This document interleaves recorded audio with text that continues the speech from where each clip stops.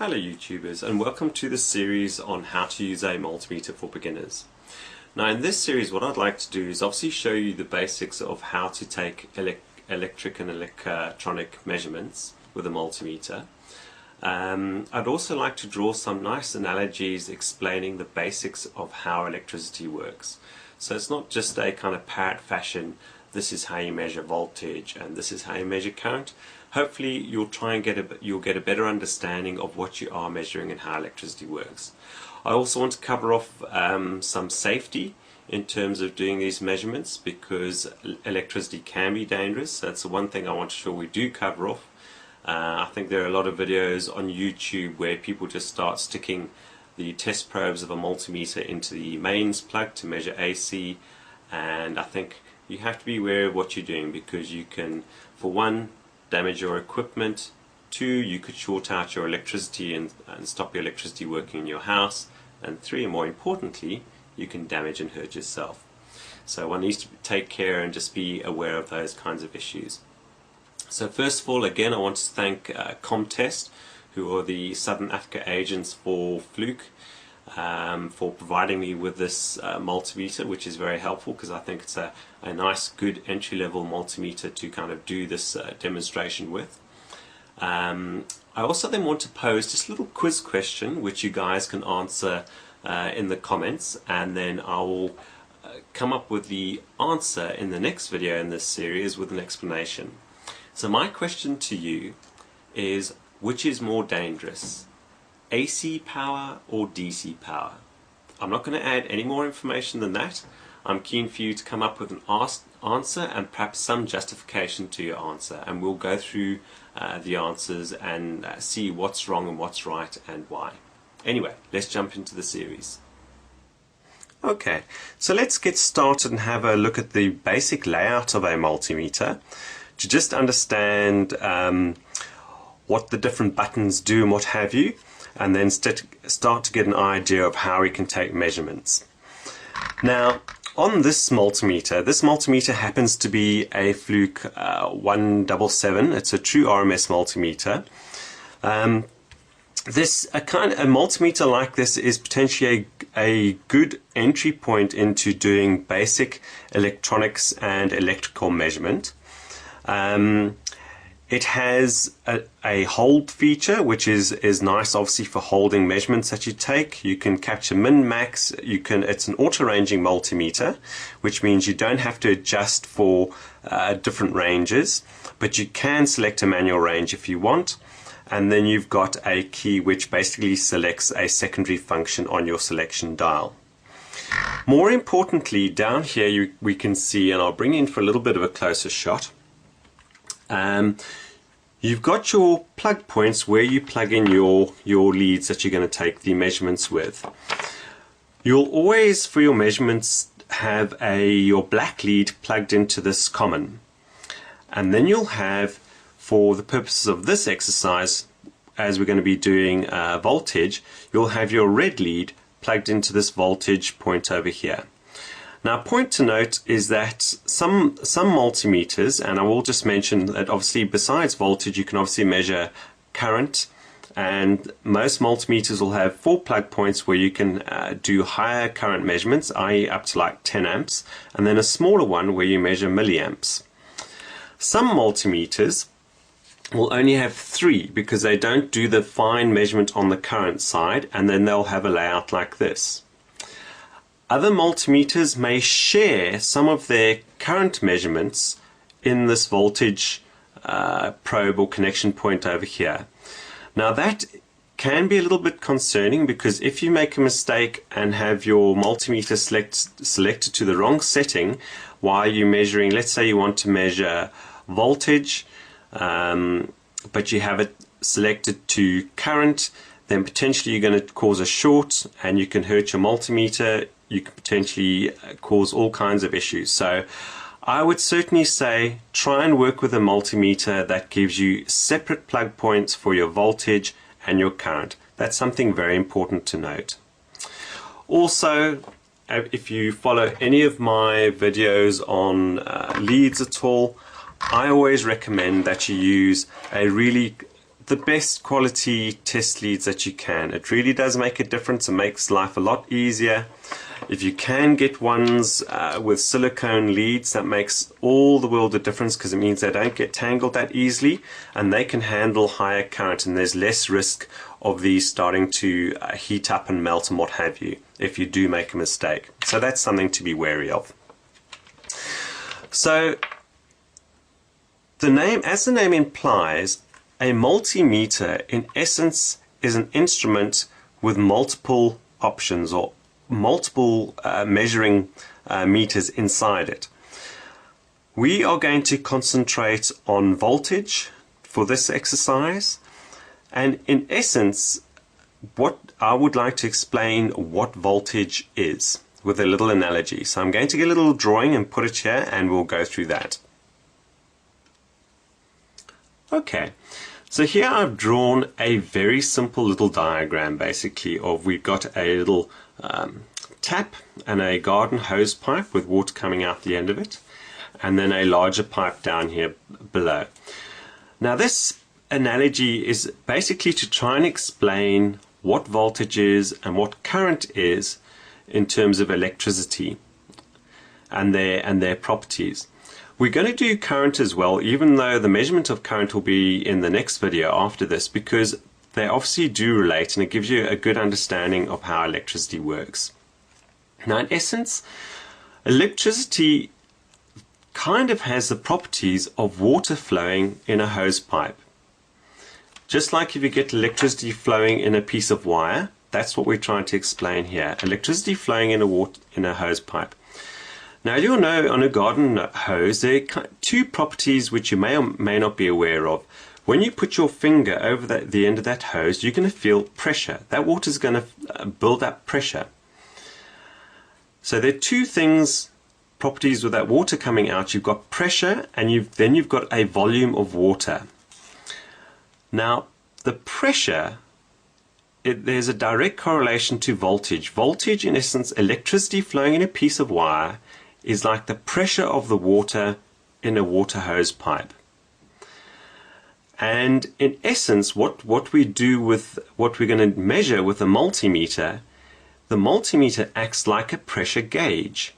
In measuring water pressure, you'd have a little, let's say you tap in a pressure gauge into a pipe. In essence, that's what you do with a multimeter. You're just tapping into across a electrical component or a piece of wire to measure the pressure of electricity, and the pressure of electricity is voltage. So the other component of electricity is the volume, is the amount of electricity, and the amount of electricity correlates to current or amps. And there's obviously a very strong relationship between the two working together, which ultimately gives you power. Now we'll get onto that, I say, in a later video, but it's good to get a good understanding of those basics. And we're going to continue this analogy because it really is handy when we talk about resistance and all that kind of thing. It's far easier to visualize how those different properties work. So the one thing, when you're measuring voltage, it's one of the safer aspects to measure with your multimeter. There are certainly other tests like continuity tests, which we'll get into, which are relatively safe. But voltage, in essence, if you can imagine this we've got a big pipe with a large volume of water flowing through it, and it's got pressure. And let's pretend that it's actually under high pressure. If you just make a small hole in that metal pipe, even though it's a big pipe and there's a fair amount of pressure, potentially you can actually cork that with your finger or with a cork or what have you. Okay, so a multimeter can actually measure fairly high voltages relatively safely because of that same aspect with water flowing in a pipe. You just have to make a small hole, stick in a gauge and take a measurement. There are certain caveats to that, but basically that is the case. Things start to change, and I said we'll cover this in the next video when you get to measuring amps or current, because then you're having to measure the volume of flow going here, and that's where you have to have something in this flow, And that's where things get far more interesting, because you're having to pass all of this flow through your multimeter, and that's when you can potentially start burning or melting things if you're not careful, depending on the limitations of your multimeter. Whereas voltage, we're just basically tapping into the electrical wire and measuring the pressure. Okay, so let's move on to how we do that. Okay, so let's get ready to connect our multimeter, the leads into our multimeter, to measure the voltage of this AA battery. Now, one important thing to note here is that, as you can see, we're just going to measure the voltage of this battery. There are no other electrical wires or electrical components connected, because we're just merely, in essence, measuring the pressure of electricity inside, or the potential electricity sitting inside this battery. That's very different again if you're measuring current, but as I said, what I'll just explain. On this picture, if you've got that hose pipe and you had to plug the end, or this big pipe and plug the end, so that there's no flow of water, you will still have pressure. Okay, and that's exactly how this battery is. You do not have to have a light bulb or some electrical component connected to measure the potential voltage, because just by merely plugging the end of a pipe, you are still going to be able to measure pressure. It's different for current, of course, because if you you can't measure the volume of electricity unless it's actually flowing, and that's where things get a little more complicated. You need to have some device or some electrical component using electricity to measure current. But that'll happen in the next video. We're concentrating on measuring voltage, where you don't need something connected. But something to note as well, your voltage pressure will obviously differ. If you do have something connected, the pressure is going to drop, and it's the same for electricity. What we measure in this battery now is with nothing connected, no load connected. But as soon as you connect something, the voltage potentially is going to be different, because you've got flow, and that potentially is then going to drop the pressure. Okay, so how do we go about measuring voltage? We've got our multimeter, it's switched off at the moment, we've got our test leads. We take the black one, which is the common, and we push it into the port labeled common. You can see on this multimeter, it's on the bottom right hand side. The banana plug simply pushes in there. Then we've got the other red plug that goes into the one with a V for voltage, and that plugs in simply like that. Then on the multimeter, we have to select the measurement option that we want to do. And on here we can see that we've got a voltage symbol, and I'll bring you in a little bit closer to see that. You've got a little voltage symbol with a squiggle on top. Now that voltage symbol is AC voltage, okay? And in a pen-light battery, it's not AC, it's DC, it's direct current. So you can see the other symbol on the top of the voltage there is the straight dash with the dots underneath, and that's the symbol for DC voltage. Now your multimeter might actually have just one voltage option which can sense AC or DC. So you'll have to keep an eye out for that. It differs from multimeter to multimeter, but on most multimeters you'll need to make that selection yourself. Now you'll see over here there's one for millivolts, and the rule of thumb is here, it's always best, obviously that's a smaller reading of voltage, it's always best to start with a larger reading first, and if that's too large, go down. Because in some cases, particularly when we come to measure current, if you have a large current and start on the smaller reading, you'll potentially blow a fuse in your multimeter or damage your multimeter. So always start with a larger reading first, and as well as if you have a manual ranging multimeter, you want to start with the larger range first and then move down. This one's auto ranging, so we can put it straight down into the voltage range. Now, as you note on this multimeter, it has come up and it's noted on here DC. So again, you need to note that because your multimeter might have various settings, and if you have the incorrect setting here, you're not going to get the right reading. Now, for the most part, that might not seem serious, but if you do have your multimeter on the wrong setting, you go and take a measurement of, let's say, particularly a high voltage, and you have a wrong reading, you might think that what you're taking a measurement of is safe or not live. You go and touch it, you could electrocute yourself. So it's something always to be wary about, is to make sure you do check that. You know, at best you're going to have a wrong reading and have a wrong calculation or what have you, but at worst it could result in a safety issue. So that you have to be wary about. So there we go. We've got our multimeter selected on DC volts, which is exactly what we want for this battery. Now we have a red and a black probe. Obviously the battery, it's fairly clear on this battery. On a AA battery, the top over here is the positive, and you can see the positive sign over there. The bottom is negative. Sometimes they label it, sometimes they don't, but we know the one end is positive. Our red is positive, so we can put that on there, and we put our black on the negative. Try and keep your fingers out the way, because they potentially can have an influence. Have your probes go straight onto those surfaces, and we can see the measurement there is 1.91 volts. 1.91 volts. And that's about right, for this is a rechargeable battery. It's 1.2 volts in essence, and that is showing us the potential pressure of the electricity in this battery, and that is how you measure voltage. It's very simple and straightforward. So I'll get a few other items that we can measure, and then we'll move on to measuring AC voltage, where we need to take a little more care. Okay, so here I've got a few other batteries. The batteries are obviously all DC, so we've got our multimeter on its setting, on its voltage setting, which is fine.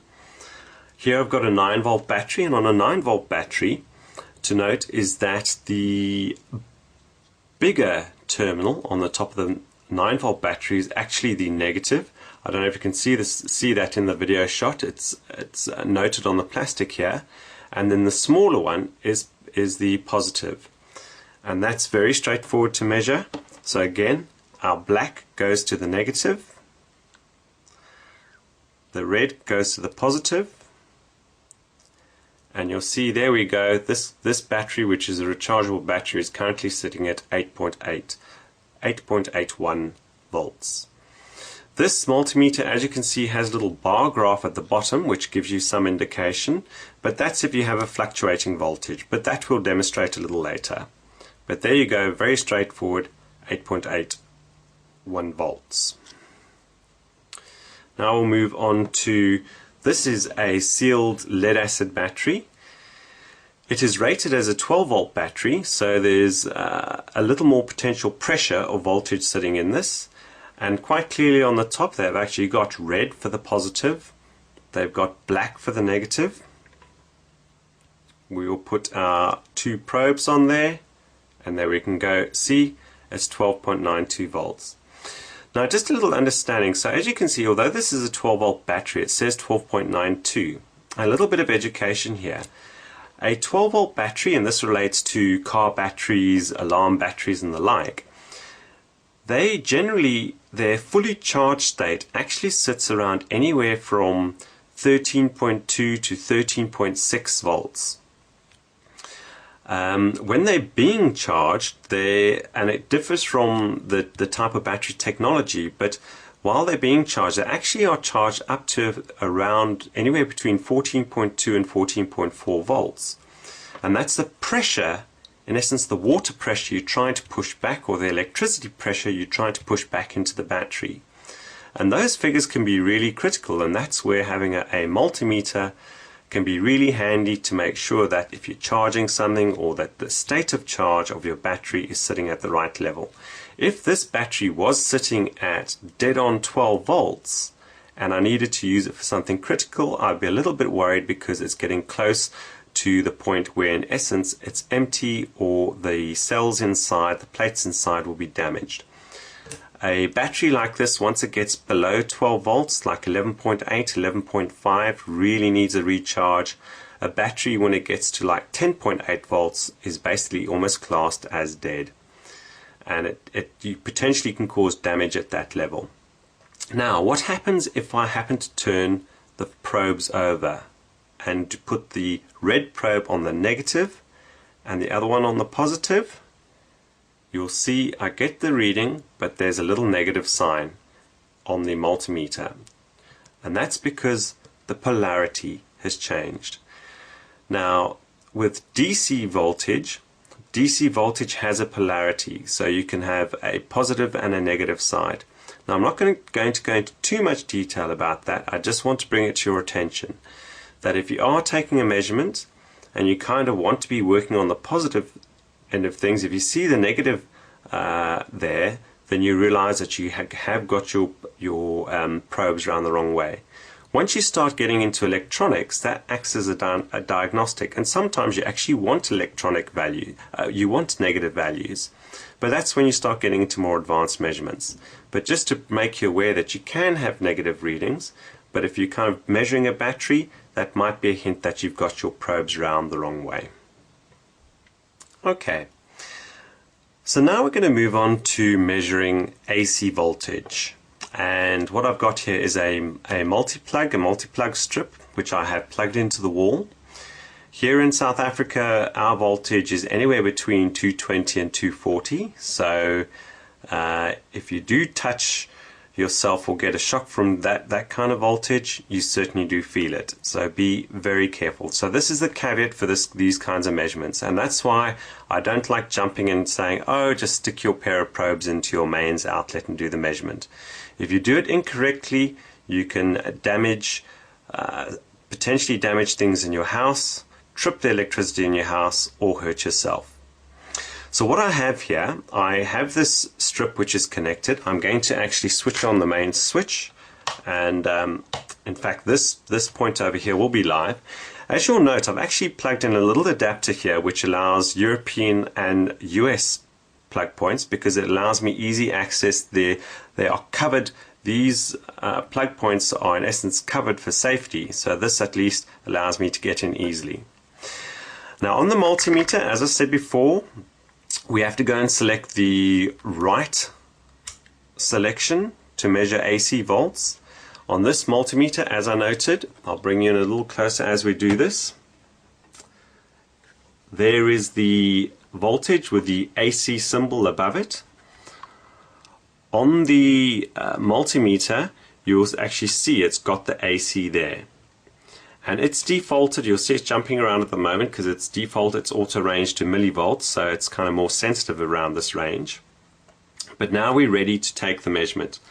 Now AC volts in essence doesn't have polarity, so it doesn't matter which way round you use your probes. There is, however, in AC a live and a neutral.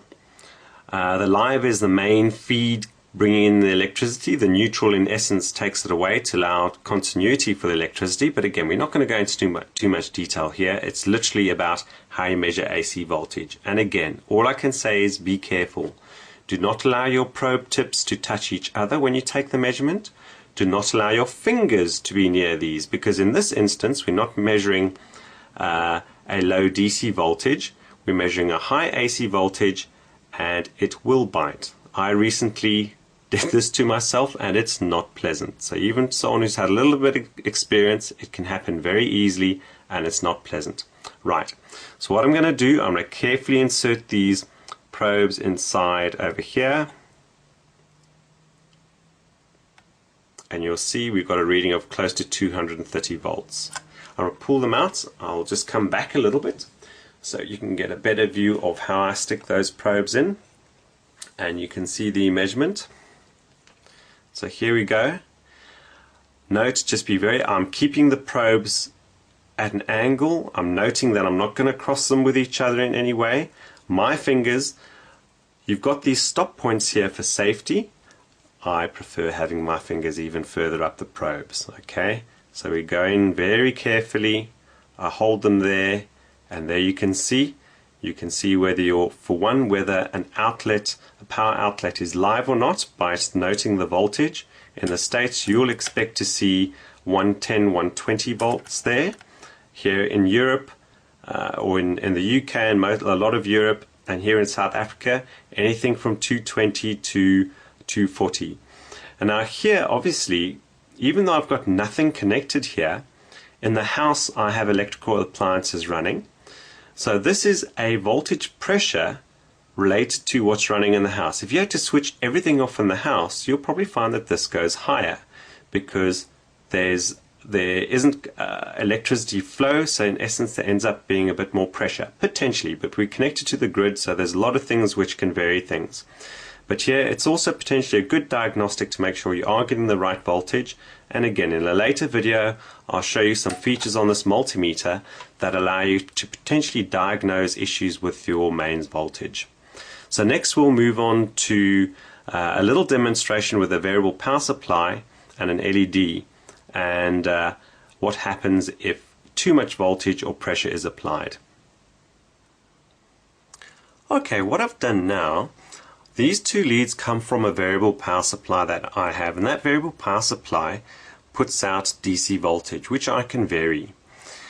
I've connected it up to an LED so that if I vary that voltage, you can see the LED comes on and it goes through various brightnesses. Now what we want to do here, we want to measure the voltage at which that LED comes on and it operates at. So what I've got, and this is a helpful tip, these little crocodile clips which you can get in most electronics or hobbyist shops are really handy for doing those kinds of measurements. If I want my hands free while I'm making a measurement, I can connect them up to the probe. It can be really difficult taking a measurement like that and trying to make a change on the variable power supply.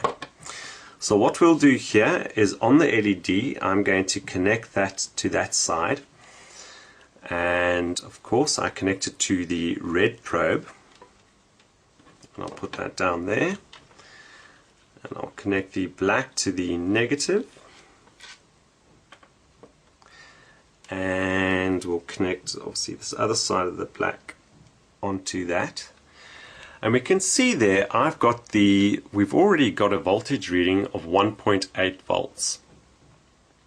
So let's just play around. There's two things I want to show you here on the multimeter which are of interest, and I'll bring in a little bit closer to see that. As you can see, we've got the LED which is coming on at different voltages. So let's try and catch what voltage it does come on at. I'm just going to try and eye things carefully from where I am. I can see it just coming on and giving a reasonable amount of illumination, so anywhere between 1.8 1.9 volts. And that's the pressure of the electricity that's required to illuminate this LED. Now, as you saw, now I'm varying the voltage, and the one other interesting thing to note about a multimeter like this, which has a bar graph at the bottom, you can see it can be difficult to actually get a voltage reading or to see what's going on, and that bar graph at the bottom can give you some indication of what's going on with the voltage, that it's fluctuating if you cannot see the figures on top there. We'll address some more advanced features of what you can do on a multimeter in terms of voltage measurement, I say in a later series where we do when we step beyond the beginner's range on this video series. So now the one thing I'm going to do here for fun, I'm going to step up the voltage. We're going to see how far we can take this LED. So I just have to switch off the output. I had something limiting the voltage coming out. I'm going to drop the voltage to around 1 volt, and I'm going to put it back on again. Right, wow, that LED has come on, and it's come on fairly bright, and you can see the voltage is around 2.2 volts. So let's take it further. I can see it getting brighter, 2.3. If you manage to push more power into that light, what's going to happen? Now the reason more power is not going into that light is because I've got a limit on the amount of the volume of electricity going in there.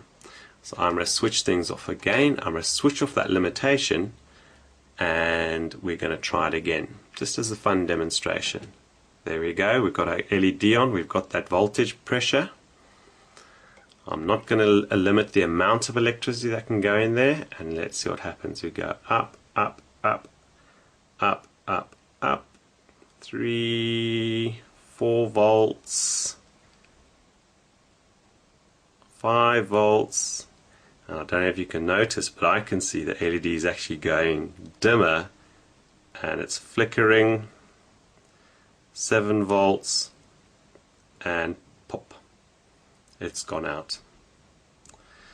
So at 11 volt mark, let's come right back down on the voltage and see if it'll come back to life, and the answer is no. So I've gone and applied too much voltage to this LED, and now I've gone and blown it. And in essence, the LED is like a pressure vessel. It's like having a bottle. We try to force, you need a certain pressure for, let's say, that bottle or a balloon. A balloon might be a better example. You need a certain pressure for that balloon to inflate so that in essence it's doing its function, i.e. this LED providing light. But if you push too far beyond that pressure point, i.e. you up the voltage too much, what's going to happen to the balloon? It's going to burst. And in essence, that's what's happened to this LED light. We've applied too much voltage and it's in essence damaged the LED light. So that's one thing. That's where multimeters, obviously for measuring voltage, i.e. the pressure of electricity, are really helpful, because if you apply too much pressure to certain electrical components, they will fail. Anyway, that basically sums up the kind of basic beginner's guide on how to measure voltage and what voltage is about. I hope that's been useful. If it does, if you have questions after this tutorial, please do post them in the comments field. And what I ask you to do is also keep an eye on the comments, because I have some very clever folk following my videos, and if I've neglected to point something out, they will certainly make a comment. Or if I've made a mistake, they will point it out, and I'll certainly try and annotate to pick up those corrections. So keep an eye there, because potentially there will be good pearls of wisdom. Anyway, thanks very much for watching this first series. The next video in this series, we'll talk about current and how to measure current, and we'll pick it up from there. And if you think someone else may find value with this video, please do share it. I hope it is of value, and if you do like the videos, then please give them the thumbs up, because it certainly helps what I'm doing. Thanks very much for watching, and we'll catch you soon.